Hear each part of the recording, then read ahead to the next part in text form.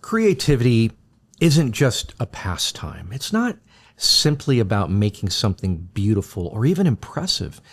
I think at its core, creativity is one of the most profound ways that we can listen to what's happening beneath the surface of our lives. Think about it for a minute. Every brushstroke, every chord, every photograph, every sentence on a page, every creative journal is more than technique. It's a translation. Creativity, it takes the whispers of our subconscious, the memories that we've tucked away, the emotions that we don't have words for, the truths that we're not ready to face, and it gives them a voice. Sometimes it surfaces as joy, sometimes as grief, sometimes as a strange image that makes no sense until we sit with it. Creativity isn't random. It's a dialogue. It's a dialogue with the deeper self, and often the truest self. And that's where Lena's story begins.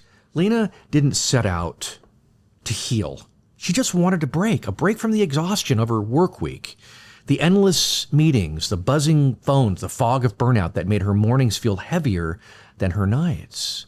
A friend invited her to a pottery class. It'll be fun, they said. She laughed. Fun? She hadn't used that word for herself in years, but she went anyway. The first touch of clay was really awkward, sticky, stubborn, resisting her hands, yet something shifted when she stopped trying to control it. She pressed and she shaped, not thinking, not planning, and then it happened. She saw it. A memory flickered. A red swing hanging in her grandmother's backyard. Her hands moved without thought. She shaped the clay into tiny string, 2 little ropes, and a small seat. And in that moment, tears filled her eyes. Because she remembered the laughter, the sunlight, the freedom of flying high with the wind in her face while her grandmother clapped from the porch. That swing, that wasn't just clay. It was her inner child breaking through the silence, whispering, "You haven't lost me. I'm still here."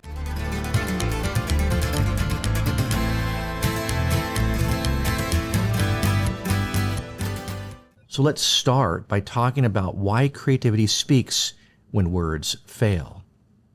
What happened to Lena wasn't random.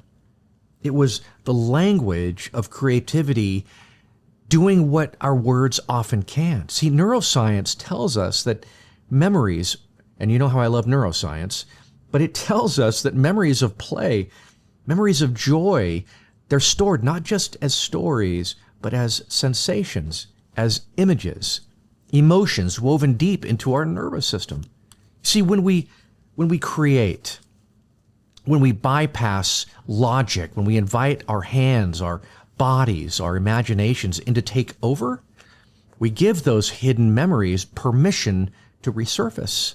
The clay was never just clay. It was a medium for her subconscious, a doorway back to a forgotten self. This is what creativity does. It bypasses the gatekeeper of our rational mind. It slips past the critic that says, you don't have time for this, and brings us to the truths that have been quietly waiting in the background. For Lena, it wasn't about making art. It was about remembering who she was before life got heavy, before she confused productivity with worth. Now let's talk about the forgotten swing in all of us. I think we all have a forgotten swing. Maybe for you, it's the smell of crayons in a cardboard box. Maybe it's the sound of sneakers squeaking on a driveway as you played basketball until the streetlights came on. Maybe it's a sketchbook. Maybe it's a song, a pile of Lego bricks, a cheap plastic camera. Whatever it is, it waits for you in the corners of your memory. And when you create, you give it a chance to speak again, not to drag you backward, but to remind you that joy was never lost. Because joy doesn't disappear. It only hides, waiting for you to listen. So here's my extended challenge to you. Don't just create. Listen. Listen to what your creativity is trying to tell you, and try using these 4 practices. First, pause and reflect. After you create, sit with it. Ask, why did this image or phrase or song emerge today? What does it want me to see? Second, dialogue. Write to your creation as if it were speaking back. Let it answer. What do you want me to notice? 3, patterns. Look for repetition. Look for themes, colors, or emotions. And if those keep returning, your subconscious is knocking louder. And number 4, gentleness. Don't interrogate. Don't judge. Your creativity isn't scolding you. It's guiding you. Sometimes it's not pointing to pain. It's simply reminding you of beauty, reminding you of resilience or play. Your creativity isn't silent. It's always in conversation with you. The only question is whether you're willing to listen. Now go. Honor truth, face what is, speak what's real, and create from the deepest place you know.